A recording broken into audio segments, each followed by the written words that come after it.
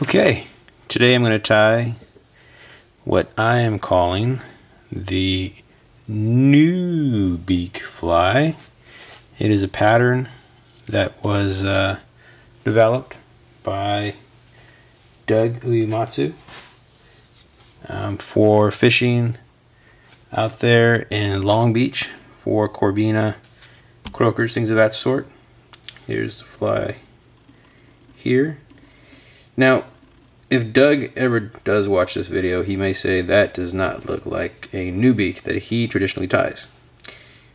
And I would have to agree.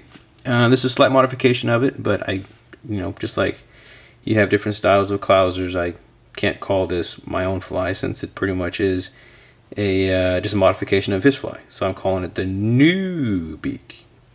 Anyways, it's a good fly. It in the bigger sizes does really well for catching spotted bay bass, things of that sort. But in these smaller sizes, it does well for catching Corbina and other things that live there in Long Beach. So for the hook of choice for this one, it's a Tiemco TMC 811S. This is a size 4, and the dumbbell here is a 3/16 gold. So I'm just going to go ahead, tie on my thread, which in this case is burnt orange ultra thread 140. So go back there. Since this fly, essentially, I'm first going to tie on my upper, base is going to be inverted here, so I'm going to tie on the portion which is going to be facing up, which in this case is this ice fur, and this ice fur is in the color of gotcha tan bonefish. So what you do here is you just measure it out about the length of the hook shank,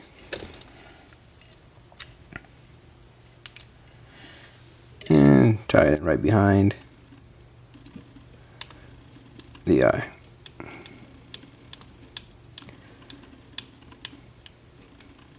As you can see here, the eyes are placed further back than you would traditionally see on, let's say, a clouser or such, but this basically allows this fly to sort of glide through the water rather than being a jigging motion as you would see if you tied the dumbbell eye close to the eye of the hook.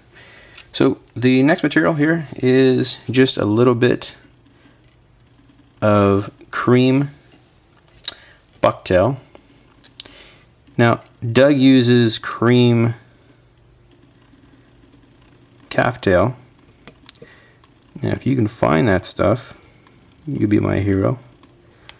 I can't find it, and I was told that Doug actually dyes his own calftail to get that cream color for his fly. But it really doesn't matter. It's the kind of the key to this fly is this ice fur, and you'll see that in a second. Okay,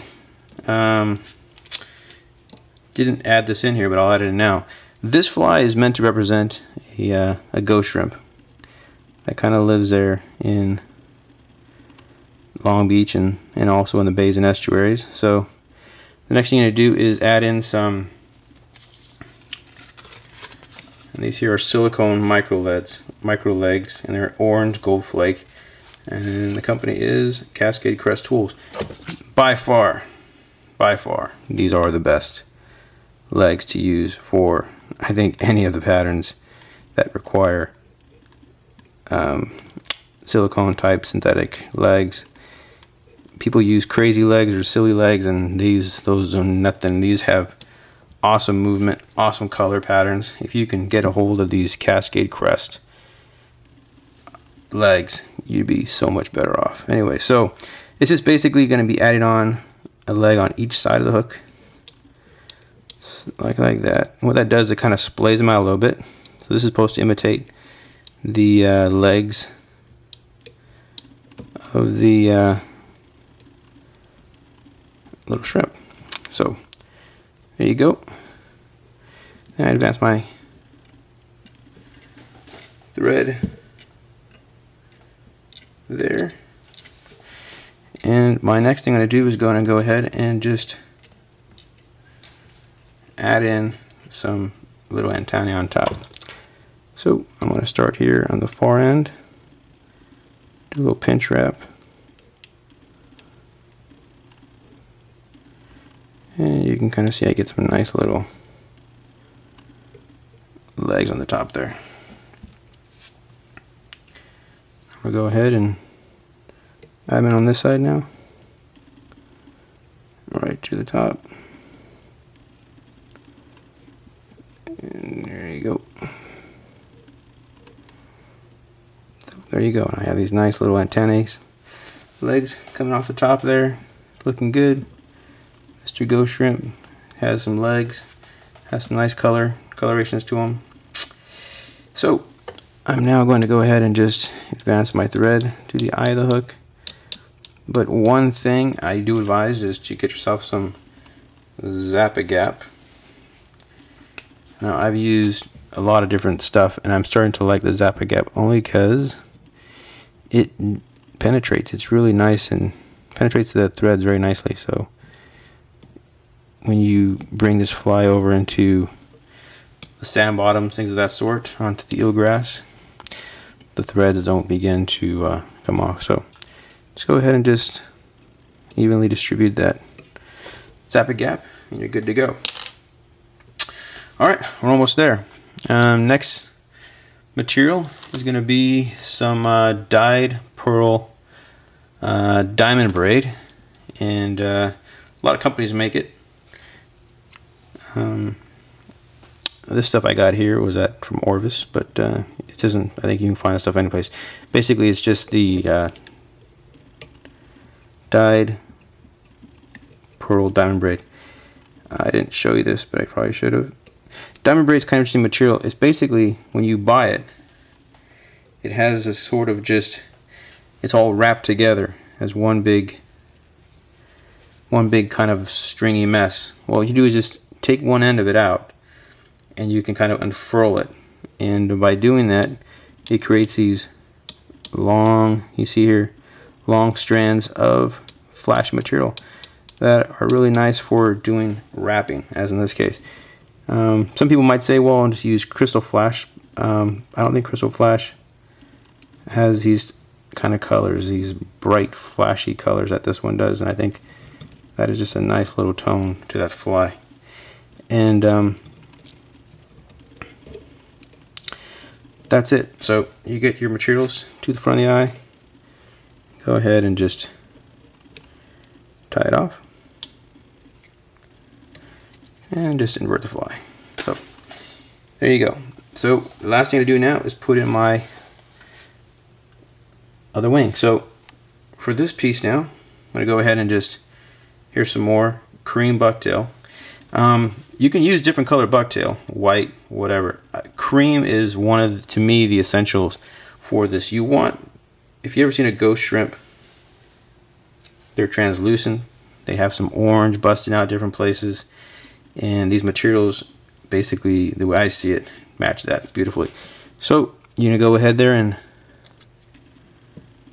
just now take some pinch wraps. You want to set that bucktail on the shank, like such. Looking good. The last thing to do is take in my ice fur. And ice fur, what you do is here I kind of cut straight, right, when I kind of cut it off on the end there. So all I do now is I just take the ends, pull it out, and what you're doing there is trying to create this nice little tapered effect. Something like that. And when you wrap it down together, you get a nice little taper. So quite nice and quite easy. So what you do now is just match it to your bucktail. It's about there. Come back. I'll tie it off right in the front. Nice little taper effect. That's it. So next thing I do is do a quick whip finish here. And I do this by hand. I'm not sure why, but I want to try it. Sorry about that. There, I got it. So 1, 2, 3, 4 is fine for this fly. And you're good. Okay. I have the materials looking good. The last thing I'm going to do is come in again and hit these threads with some Zap-A-Gap. So there it is. This is a Neeeew Beak modified a bit. It's a nice little ghost shrimp imitating pattern. Key elements: ice fur, cream bucktail. Everything else, go ahead and mess with it, but I would not change those couple items. Good luck. Thanks for watching. Bye.